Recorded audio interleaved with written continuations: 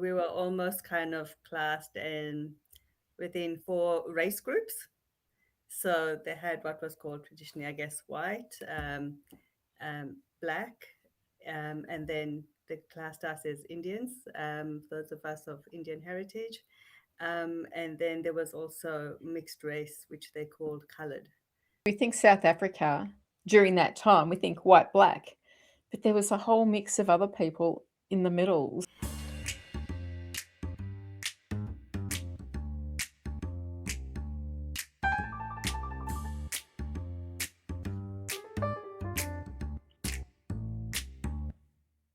This is Chocolate and Coffee Break, a compassionate proposition, a space to share stories, bridge divides, and spark meaningful connections. So grab your chocolate, pour your cuppa, and let's break down barriers, one conversation at a time. And now, here's your host, Andrea Putting. And welcome to Chocolate and Coffee Break for another episode where the coffee is brewing and the chocolate is sweet and the stories are inspiring. So today I am joined with Katija Halabi. She is an audiologist and community advocate and the author of A Soft Landing. Her work is centered on empowerment through connection, helping people of all backgrounds and hearing abilities fully participate in life. So, Khatija, welcome to Chocolate and Coffee Break. Thank you very much, Andrea. It's lovely to be here with you. Yes, and I like to start each episode with a heart-opening question. Oh, okay. And and today my question is, what part of you is still waiting to be welcomed? Ooh, I don't know. What part of me is still waiting to be welcomed? Or when have you felt most welcomed? Let's twist it. Yeah. When I felt most welcomed, oh, look, many occasions. I think when I first moved to Gippsland, when I joined networking groups, all of those types of times I felt very welcome. So we're going to explore some of that very soon. Hmm.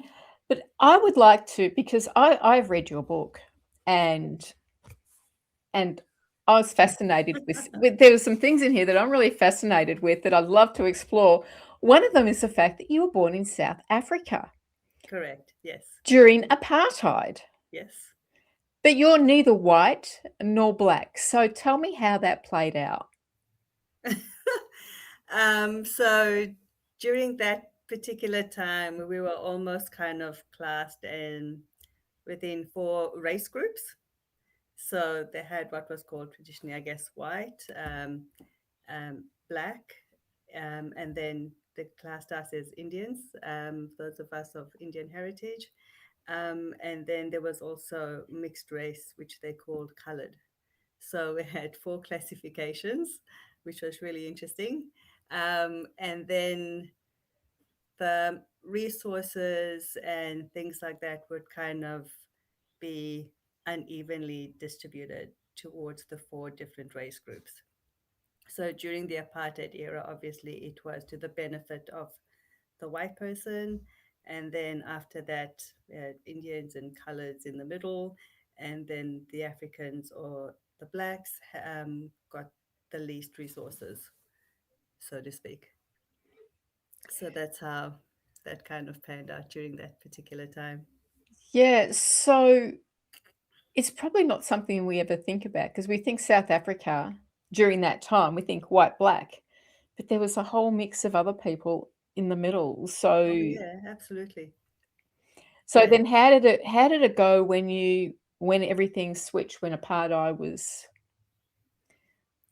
So demolished? I think the thing is that within South Africa, like South Africa is quite multicultural anyway. We have people from different language backgrounds, different religions. You know, we've got Christians, Hindus, Jews, Muslims, Tamils, the whole range of people.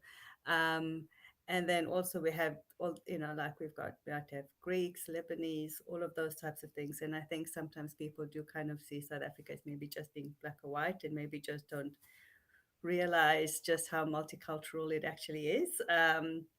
And so, yeah, and I think Nelson Mandela coined the term the Rainbow Nation, which is what he called us, after apartheid, because we are so multicultural. We're also colorful, and the whole metaphor around the rainbow is quite beautiful because you can kind of have your own distinct color, but still quite blend in quite nicely with everybody else. Um, and of course, rainbows come after the storms. And it's still beautiful when it's out there. And so, yeah, so I think post apartheid, there was just that recognition, um, more so of all um, the different people that make up the fabric of South Africa, I guess. Yeah. And rainbows are a symbol of hope as well. Yeah, yeah, that's So it true. was hope for a future that was Yeah, much brighter. that was brighter, where there was equality for all, democracy, all the rest of it. Yeah, beautiful. A beautiful analogy. Mm. But you decided to leave South Africa Yep. for a new life, a new journey, a new adventure.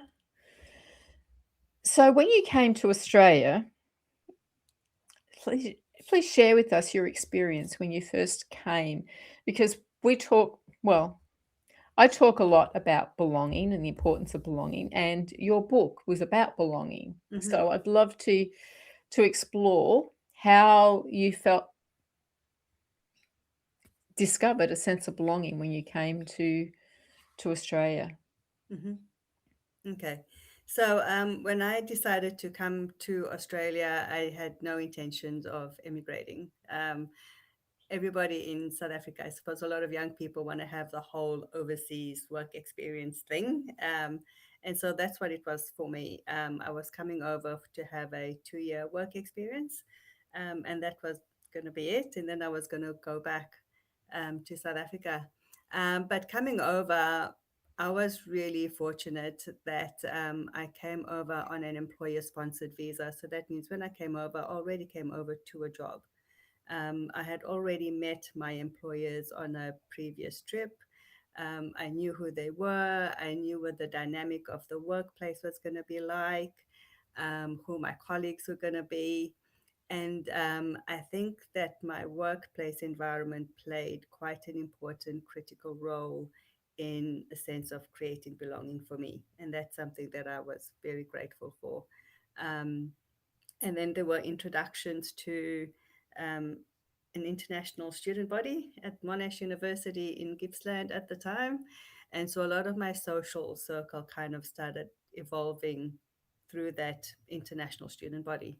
So I see myself as being quite privileged, to have been in that position because, as you and I both know, not all migrants have got the same experience. Yeah.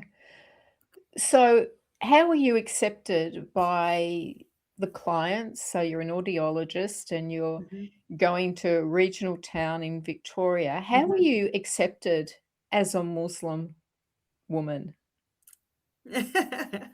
I think when I started working there, I don't think that I was necessarily seen as a Muslim woman. I was probably seen as the South African spoke funny,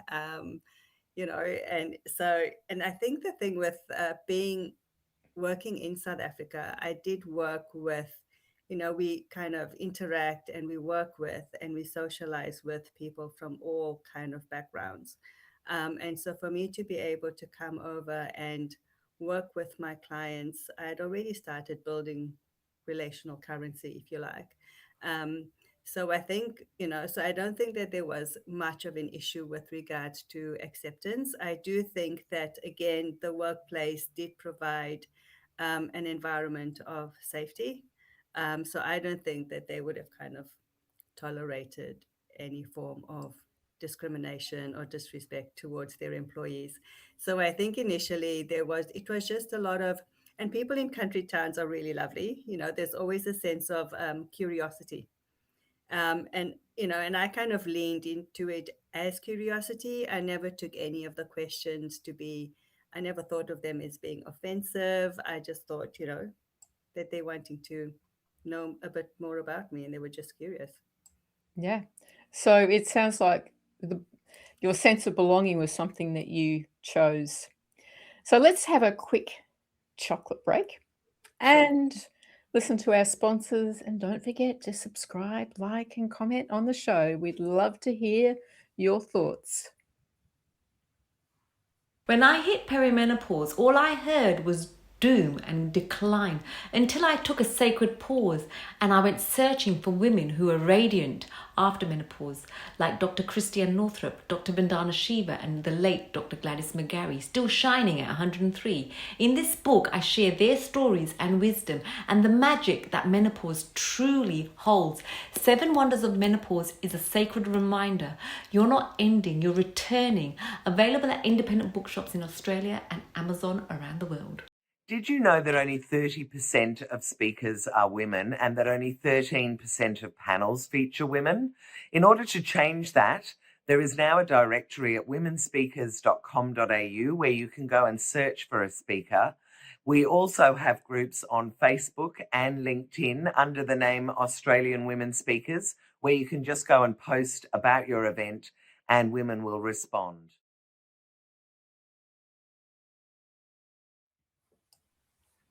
And we're here with Katija Halabi, and we're going to explore some more about how she developed a sense of belonging in regional Victoria after coming here from South Africa. Now, I know you did a lot more with helping other people to feel a sense of belonging. It was something that you chose, but you wanted other people to feel it.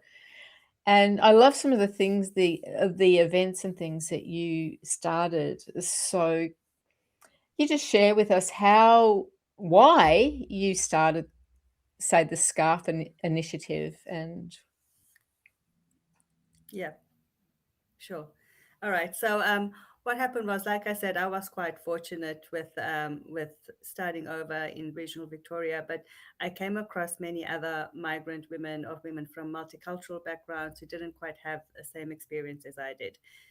So we decided to do something about it, and there's a lot more about that in the book itself.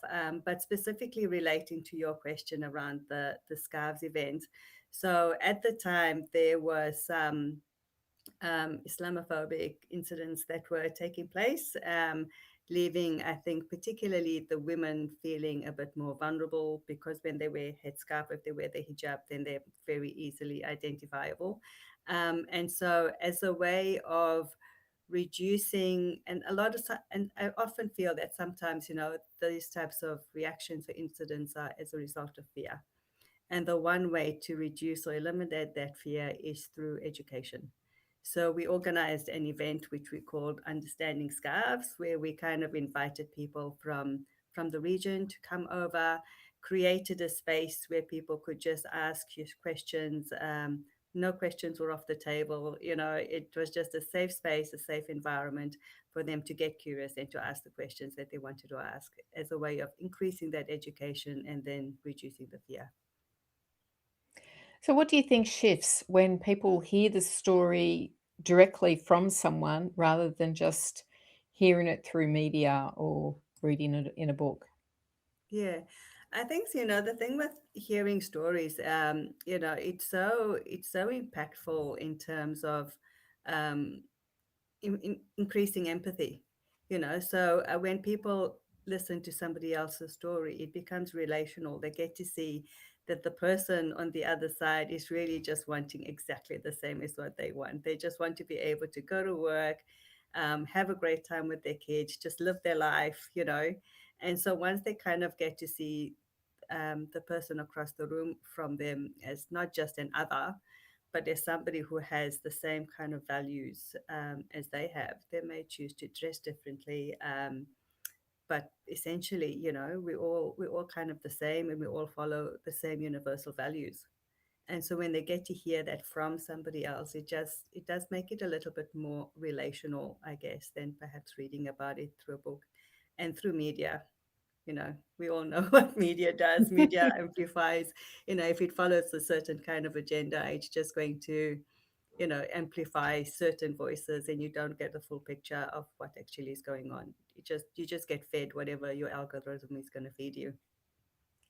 Yes, and that's why it's so important to sit down over chocolate and coffee so that we Absolutely. can have those experiences. We can listen to someone's story and really feel who they are. And as you said, that you get to see that they're really just just a person, just like me. They want to do all the same, have the same kind of dreams and aspirations as everybody else. Really important. So, what surprised you most when you were running these events, do you think? What surprised me most was just the curiosity and the level of interest from people in the general public. So we moved on from understanding scarves to understanding journeys, and what that was about was around about people from multicultural backgrounds, people who've moved over, and I think we had like over 16 different countries represented, from like Malta to Nigeria and everywhere in between. And so we did that through like a living library experience. And the turnout that we had at those events was absolutely incredible. Like even with Understanding Scarves, we thought we had 100 people turn up and we had 90. And with the Understanding Journeys event, it was so successful that we were requested to do it again the year after. And we had a whole different cohort of storytellers the next year. And so, I think there's genuine curiosity. There are people, who want to be able to appreciate difference, and also see similarities. So yeah, so it was just genuine curiosity and just really wanting to be able to understand and get to know and enjoy all the good foods. Because with if you've got 16 different multicultural backgrounds coming together, the food is going to be awesome, right? Yes, I can imagine it would have been an amazing event, and I wish I had have been there. And we need to talk about putting on some more of those between us. I think with add a bit of chocolate and coffee, we'll have an amazing time. Absolutely. So, do you think there's people that stories are still not being heard? Absolutely. There's always stories that are not being heard yet. Um, and I think the whole idea behind storytelling is that when you start to tell your own story, it kind of gives permission to others to be able to share theirs. And I had a very similar experience after having written the book. And I had a book launch inviting members from my women's networking group to come over. And now we've got a couple ladies from that now starting to write their own book and getting their own stories out. And then using that experience, we started an anthology, collating an anthology from the women in the business networking group. So we now have an anthology of about 21 different stories of women that would not have been out there had it not been for the anthology. So it's like I say in the book as well. Everybody has a story.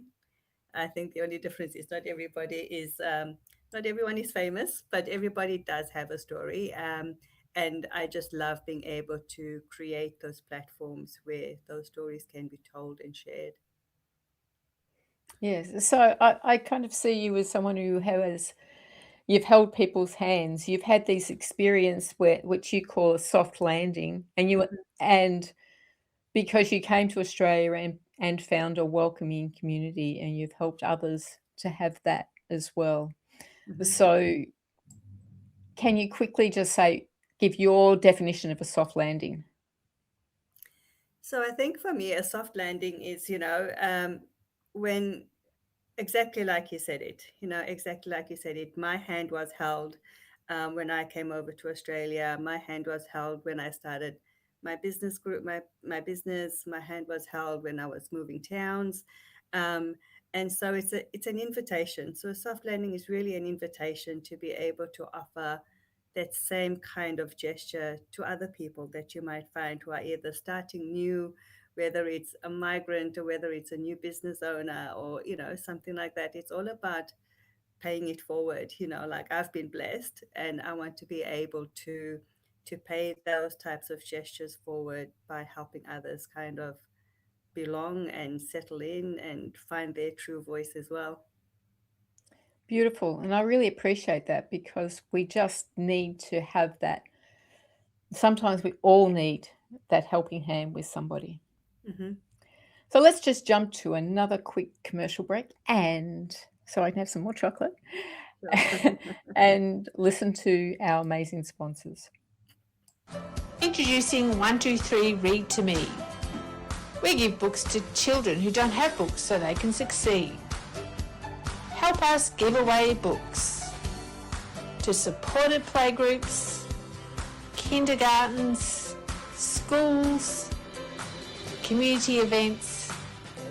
Come and sort books. Donate money. $5 equals one book in the hand of a child. Because just one book a day creates clever, kind and confident kids. 123 Read to Me. If this interests you, let's talk. You've ticked the boxes: career, commitments, calendar that's more packed than your pantry, but something's still missing. In Compassionate Purpose, Andrea Putting invites you to stop chasing busy and start living with intention. This book is about real fulfillment through small acts of compassion, purpose-driven service, and meaning that last. No pressure, no perfection, just purpose with heart. Compassionate Purpose, Discovering a Life of Fulfillment. Search for Andrea Putting on Amazon.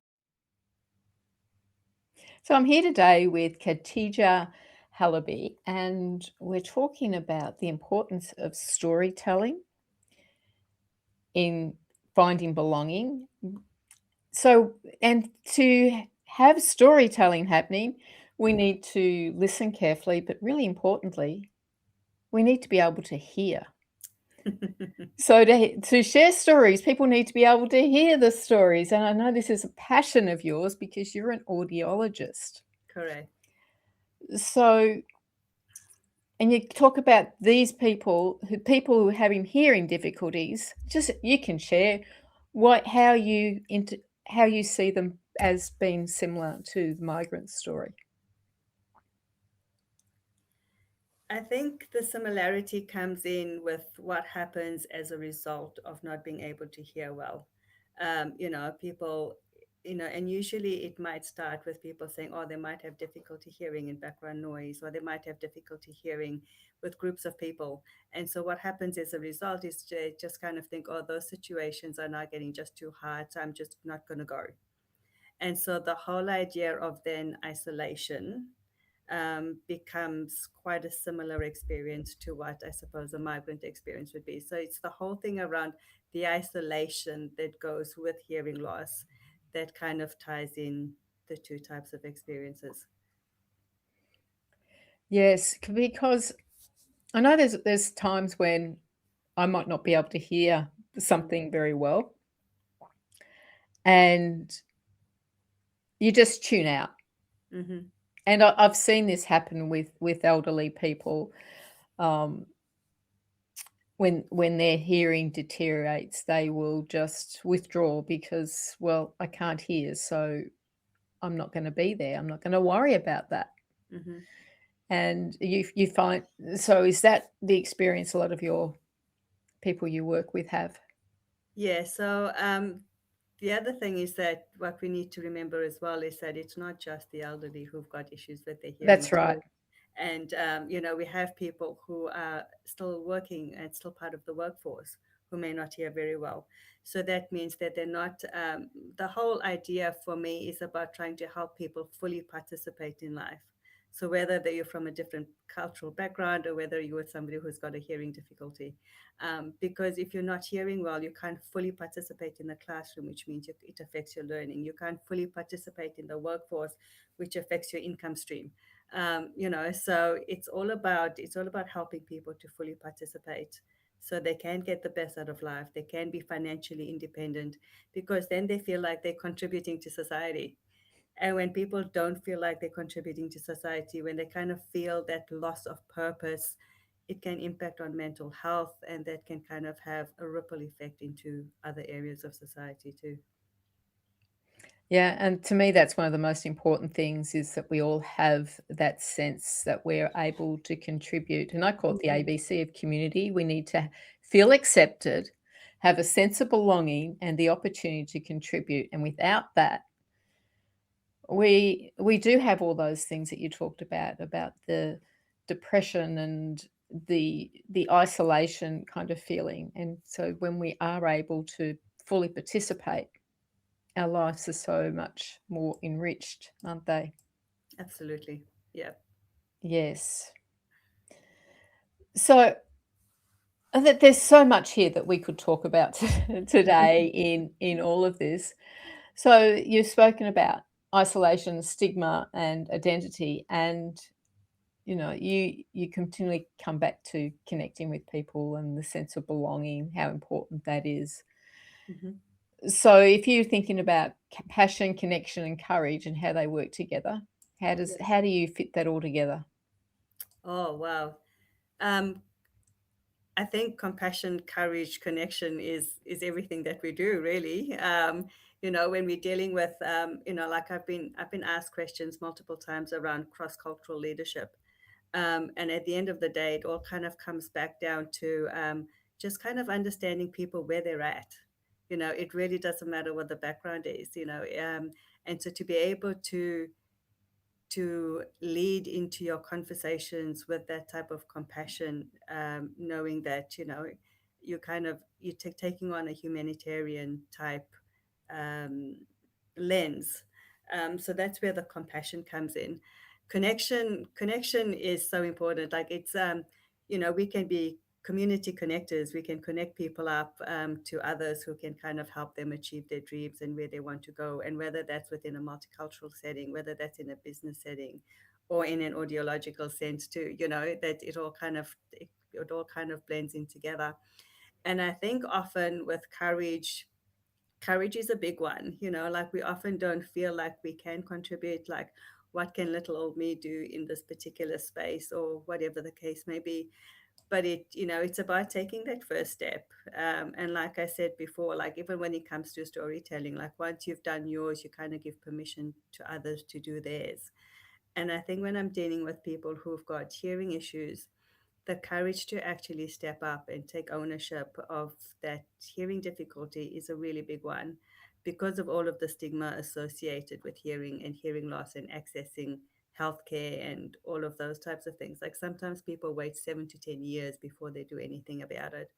And so I think the more we have conversations around destigmatizing hearing loss, or conversations about reducing prejudice and discrimination, just means that people then feel the courage to actually step up and take the next step when they feel like they need to, because we've eliminated all of those layers of prejudice and discrimination. Yes, and I hope that answers your question. I wasn't oh sure yes, where yes, to go. absolutely. And it's just so important that we do have the courage to step up and speak up and to go beyond what the stereotypical prejudices and things are. And when we listen to each other's story, when we Hmm. give space for story, Hmm. we can start to allow that to dissipate, which is awesome. Absolutely. Yeah. Yes. So I want every week I do a Brew the Change challenge for people to get involved and to do something special. Yeah. So this week I'm inviting people to create a soft landing for someone. So you Yeah. notice someone who might be on the edge, maybe a new neighbor, a quiet colleague, someone navigating change, or someone who simply hasn't been fully heard, and offer one small act of belonging. So an invitation, a slower conversation. Now, you belong here, because belonging isn't accidental, it's intentional, and it begins with us. One chocolate and coffee break at a time. So, and I invite people to do that and share with us their experiences. So I really appreciate you being with us, Khatija, and I really like you to share with people how they can connect with you, how they can, how can they connect with you? Because I think they might need to. I just want to appreciate you as well for enhancing our soft landing movement, which is what it is that we have began. So people can find me on LinkedIn. I think that's my most common space to be able to find me. So just Katija Halabi on LinkedIn, and you'll find me there. Thank you, Khatija. And as always, we want to invite people to let love be the loudest voice.